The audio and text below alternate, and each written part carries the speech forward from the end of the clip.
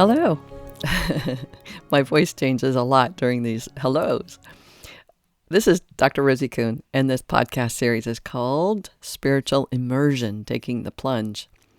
And the intention of these podcasts is to support and empower you to integrate who you are as a spiritual being with who you are as a human being. And all of the complex elements of that you will become more familiar with as you plunge into or incrementally step into this process of self-discovery.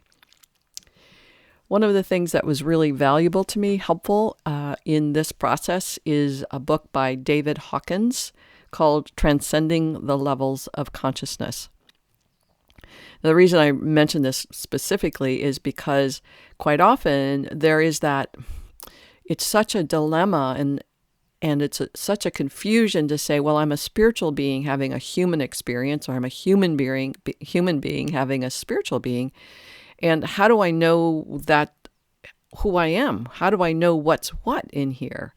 And that's a great question. And it's a question every single one of us asks to some degree. Who am I in here? What is this? What's going on? How much of this is me, what I've learned, and how much of this is patterning that I've taken on, or how much of this is somebody else's stuff that I carry? How much of this is who I am in my purest essence self? Lots of questions. And the answers will answer themselves over time when you give yourself information, when you give yourself resources that can support you and empower you into knowing the difference. The Serenity Prayer says, "Grant me the serenity to accept the things I cannot change, the courage to change the things I can, and the wisdom to know the difference." And sometimes we won't know the wisdom. We don't know what that is until we perhaps talk to other people, or listen to videos, or listen to podcasts, or read materials. We won't know until we know, basically, is how it comes down. And a lot of people say, how do we know? Or how will I know that this is what's true for me? How will I know? And it's like, you'll know when you know. And so one of the resources that I've used for a very long time is this book by David Hawkins called Transcending Levels of Consciousness. And I came about this book because when I was facilitating the transformational coaching training program that I developed at ITP, the Institute of Transpersonal Psychology, now Sophia University. When I was teaching that, it was like there were things happening that I didn't have a sense of what was happening. And so I went, there's different levels of consciousness going on here. What is that? So I Googled levels of consciousness, and there were a lot of different people and research and all those kinds of things. And David Hawkins' material popped up. And then basically I just fell in love with it. And it made so much sense to the way I think and the way I experience and how I take in information. It was just great. So what David basically says is that there's a spectrum, a continuation from a level of consciousness, a continuation of or spectrum of consciousness that goes from 0 to, we'll say, 1,000. Jesus, Buddha, the big guys, the big prophets, all those guys are way up in 800, 900, 1,000. That's where they are existing. And then there's those of us who are down closer to the 0 point. And what's at the 0, from 0 to 20, I'm not going to go through all of it, but is shame. We start out, not we, but there's this place of shame that it can be fundamental to quite a few of us and how we live our life, how we perceive our life, how we've cultivated patterns of being in our reality. So shame, guilt, apathy, anger, there's these elements of life that have a denser, less spiritual perspective. If I see myself as shamed base, as in there's something wrong with my being, I'm flawed, I'm damaged, I'm broken, there's something wrong with me, and I feel shame about that, that's the furthest from the truth from a spiritual perspective. So that's why in the shame is down at the very bottom. Guilt is quite close to that in terms of saying I'm a shame-based person, or what I do is bad, or it's not enough. And so I feel guilty that I'm not enough. You can give any, I'm not enough as a parent, I'm not enough as a mother, I'm not enough as a daughter, I'm not enough as a sister, or anything that you put in there is a not enoughness. And so if we live in those places, it's we have to shift our consciousness. We have to be aware of and grow into our abilities to say, no, I am love. I am unconditional love. I am a higher level of awareness than I let myself be. So the reason I bring this up is, this is really a huge part of what we're doing in a spiritual immersion process.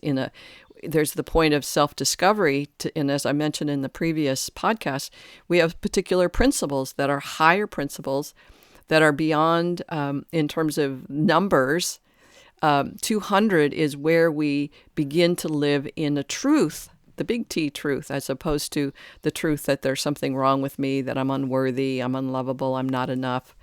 And all of the ways that I live in that, all the ways that I carry a facade or live into a facade that is fear-based and false, because I am 100% potentiality. I'm totally sure of that. And there's elements and aspects and elements and aspects of me that says, no, you're not enough. I'm not enough. So being able to discern that and then live into that one practice at a time is what we're doing. So again, I love David's perspective and the way that in this book, he says, hey, here's what this looks like. And here's what it looks like, not only from a spiritual perspective, but as a human perspective. And he was a psychiatrist as well as a spiritual teacher. And his psychiatry gives you a psychological perspective, not based on pathology and dysfunction, but on, hey, here's what's happening as a human being. Here's part of the human development that you're going through, that each one of us is going through.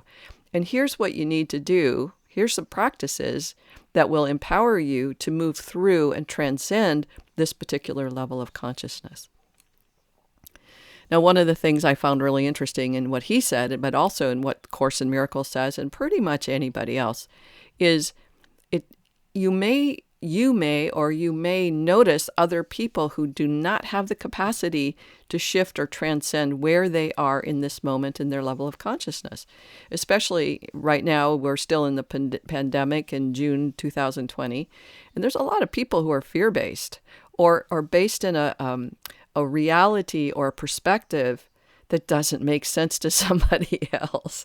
They have a perspective and you go, wow, that is just the craziest, or that's just the stupidest, or whatever your judgments are about them, and they should change. They should be different. And the fact of the matter is they can't, because they're in like a cone of vibrational cone of reality. And it's like they have a dome over their head or their beings or their communities that says, no, this is the truth. This is the only truth. And that's where they're at. And the more that whoever we are, that grows ourselves and expands ourselves to greater degrees of consciousness, we become more influential, not in judging and assessing and protesting, if you will, or making them wrong. But the more that we live in the rightness of who we are and the higher truths that we know to exist, as we grow ourselves in living more into those, we softly influence those others that don't seem to have the capacity to shift. So it's how you're being will make greater influence. My grammar's not great, but you get what I'm saying, is the greater degree of practice that you're in the truth of what you know, the more influence you have on the world. You don't have to do anything. You don't have to say anything. Your vibrational resonance of who you are in this state of being is most influential. If you're angry and you're in the vibration of anger, you can feel that. You probably know people who have an angry vibration, and you can feel that. And if you want to shift that for yourself, you can shift it for yourself. You can't shift it for anybody else. But as you shift your vibration, other people shift too. I have a friend who says, hey, I watch you. I notice you. You're such an influence on me, even though you don't tell me what to do. You're such an influence. And I really appreciate that perspective, because it means I don't have to tell people. I don't have to control what they're doing. I don't have to try to teach them or advise them or consult them. I don't have to do any of that. I just have to be me in my highest truth, my highest knowing, as best I can. So that's what I encourage for you is whether it's David Hawkins' book or other other resources that will support you in seeing, oh, here's where I'm at. Here's what's true for me. Here's what I notice. Then you can grow your level of consciousness, your awareness of how you're acting, how you're being, what's still true for you, what's still influencing you. And you're able to be more conscious about that. The way that David explains this, for me, there's a little bit of a incongruency because even though there are elements of me, I think, that still experience shame or guilt or anger or apathy or pride, there's elements of that, but it's not all or nothing. And so I'm growing myself into my capacity to be at greater levels, higher levels of consciousness. And little by little, I keep going back. And it's like being in a meadow of wildflowers. I go back and I pick up what I hadn't yet had in my full bouquet of me. And little by little, I'm able to bring those pieces into myself, those aspects of me. And little by little, I'm more integrated and less in that state of dissonance, or less in that state of confusion about who I am or what I'm about. So again, see David Hawkins' book, Transcending the Levels of Consciousness. He's got many other books. That just happens to be one I'm talking about today. So that, or whatever else you know to be helpful in you watching and observing and assisting yourself in moving to greater degrees of consciousness. It's really, really helpful. It's like, I go back to arithmetic, or, using the analogy of when we're kids and we're learning our numbers, and then we're learning to add, and then we're learning to subtract, and then we're learning to multiply, and then we're learning to divide. And that goes into learning to divide fractions and decimal points, and then trigonometry and And we can see the levels of consciousness and levels of capacity that we grow in relation to math or arithmetic. It's the same thing. It's really helpful to have a sense of, oh, here's where I am, here's where I need to go, here's what I need to do to get me there in terms of these levels of consciousness. Just helps. All right. If you have any questions or thoughts or feedback, I'd be happy to hear from you. You can email me at rosie@theparadigmshifts.com, or you can visit my website, theparadigmshifts.com.